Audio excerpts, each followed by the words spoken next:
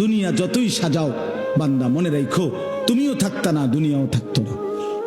তুমিও যেমন মৃত্যু হবে, এই কায়নাতেরও মৃত্যু হবে।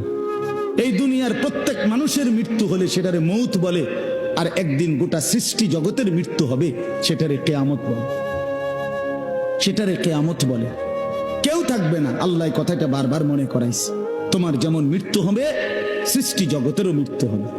মান ভেঙে যাবে, চূর্ণ বিচূর্ণ হয়ে যাবে, তারকারাজি খসে খসে পড়বে, সূর্য চন্দ্র আলোহীন হয়ে পড়বে। আল্লাহ তাআলা বলেন, ইদা রাজ্জাতিল আরদু রাজ্জা, জমিন পাউডারের মতো রেজা রেজা পাউডার হয়ে যাবে। আল্লাহ তাআলা বলছে পাহাড়গুলো তুলার মতো ধুলির মতো উঠতে থাকবে।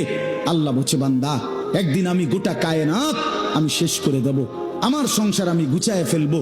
আমার এই সামনে এখানে আমি শুনাইতে চাই, এই অল্প একটু শুনে। আল্লাহ তাআলা এখানে এই কথাটাই তুলে ধরছেন কোরআনের বহু সূরায়, যে বান্দা এই সৃষ্টি জগৎ একদিন থাকবে না, কিয়ামত হবে। একদিন ইসরাফিল ফু দিবে।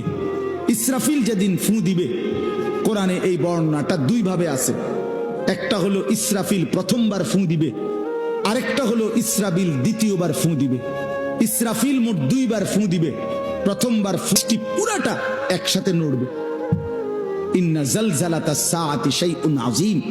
আল্লাহ বলেন, বান্দা দুনিয়ায় বহু ভূমিকম্প তুমি দেখছো, তবে মনে রেখো কিয়ামতের ভূমিকম্প, ইসরাফিল ফু দিলে প্রথম যে ভূমিকম্প হবে, কিয়ামত সংঘটিত হওয়ার জন্য, গোটা সৃষ্টিটা ভেঙে চুরে যাওয়ার জন্য, সেটা হবে বড়ই ভয়ানক। সেটা বড়ই ভয়ানক।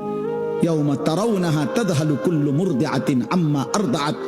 কোরআন শরীফে আছে, আল্লাহ তাআলা বলেন, যে মা তার দুধের বাচ্চা কোলে দুধ খাওয়াচ্ছিল, ওই মা সন্তানকে ছুঁড়ে ফেলে দিয়ে পাগলের মতো ছুটতে থাকবে। ওয়াতাদাউ কুল্লু যাতি হামলিন হামলাহা।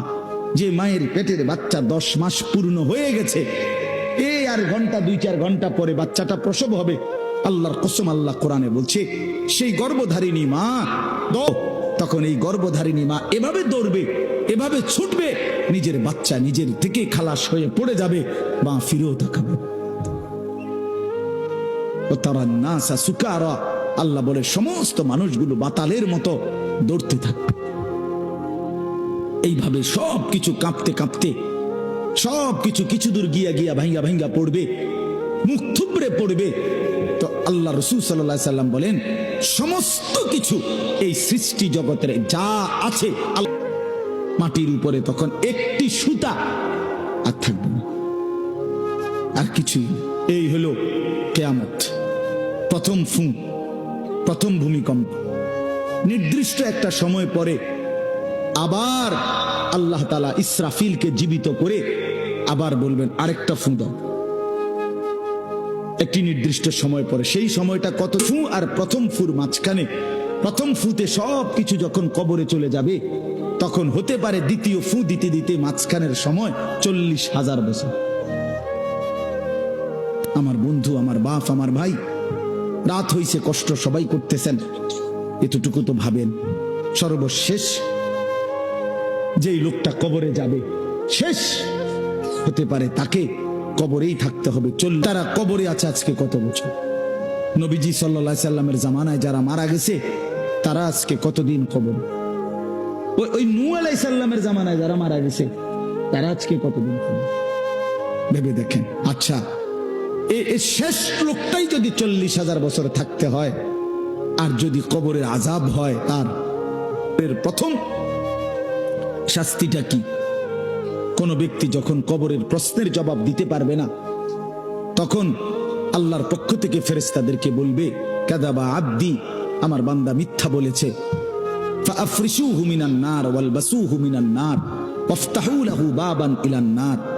আল্লাহ বলবে ফেরেশতাদেরকে, ফেরেশতারা দিয়ে দাও, আর জাহান্নাম বরাবর তার জন্য একটা দরজা খুলে দাও।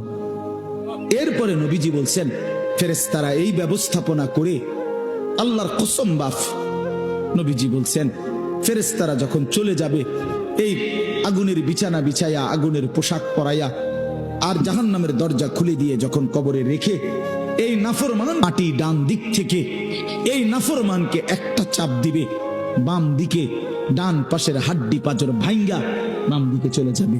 বাম দিকের মাটি ডান দিকে চাপ দিবে, তো বাম দিকের হাড্ডি পাঁজর ভাঙ্গা ডান দিকে চলে আসবে।